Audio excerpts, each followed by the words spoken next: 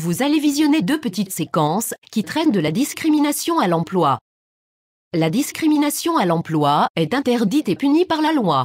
Elle s'applique quand, à situation comparable, une personne est désavantagée par rapport à une autre du fait d'un des 19 critères reconnus par la loi. Mais nous y reviendrons plus tard.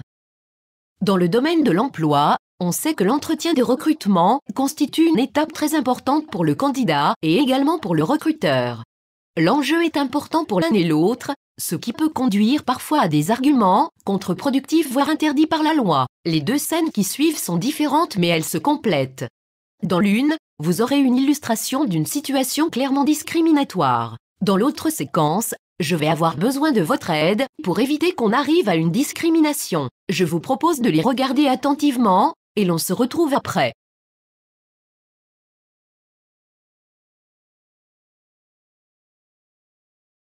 Cuisinier avec 5 ans d'expérience, Daouda est reçu par le responsable d'un restaurant de cuisine traditionnelle française.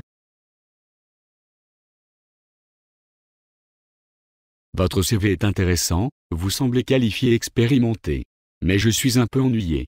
Vous comprenez, ma clientèle est habituée à des serveurs français de souche. J'ai pourtant été stagiaire chez Paul Bocuse. Écoutez, je vais réfléchir car j'ai eu beaucoup de candidatures sur ce poste. Je vous recontacterai quand j'aurai reçu tout le monde. Kevin postule pour un poste à forte responsabilité dans une entreprise du secteur tertiaire, service bancaire. Il a 25 ans.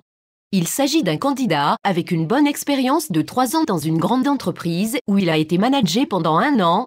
Par ailleurs, il dispose d'un bon niveau d'études. Claire est directrice du service. Elle recherche un manager pour encadrer une équipe de 10 collaborateurs dans le service client avec des objectifs importants. Vous avez un très bon profil.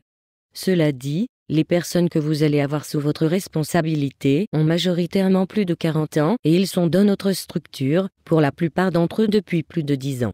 J'ai peur que vous ayez du mal à les manager, je recherche un vrai pilote, une personne avec du caractère. Mais madame, je pense avoir toutes les compétences requises.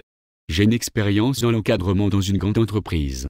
J'ai déjà managé tout un service, plus de 20 personnes. Tout à fait, c'est pour cela que je voulais vous rencontrer. Mais je ne suis pas sûre que vous ayez les épaules assez larges pour ce type de poste. Ce n'est pas à cause de vos compétences, mais je pense que mes salariés n'accepteront pas d'être managés par quelqu'un de trop jeune. Ce n'est pas contre vous. Je recherche une personne avec une forte personnalité. Et puis on va beaucoup vous en demander, il y a des contraintes horaires à tenir, de fortes responsabilités, ce n'est peut-être pas fait pour vous. J'ai bien conscience des contraintes liées à ce poste. C'est justement ce que je recherche. Je suis très motivé et j'ai une réelle envie pour remplir cette mission. Je sais à la fois m'imposer, j'ai une grande capacité d'écoute, et j'ai toujours su répondre aux contraintes liées au poste de manager. Manager une équipe de personnes avec de fortes expériences et une bonne culture d'entreprise, cela ne représentait pour moi que du positif. Je vous avoue ne pas vraiment cerner où se situe le problème. Si c'est mon âge qui pose problème, dites-le moi clairement. Voilà un entretien très mal engagé, n'est-ce pas? J'ai besoin de vous pour comprendre pourquoi on en est arrivé là. Je vous propose dans un premier temps de revenir sur les questions ou les réponses qui ont pu contribuer à cette impasse. D'après vous, qu'est-ce que cela révèle de l'état d'esprit, des idées préconçues de nos 2 protagonistes? Je serai preneuse ensuite de vos propositions. Qu'est-ce qui, d'après vous, pourrait changer la tournure de cet entretien? Faites appel à votre expérience et à vos idées.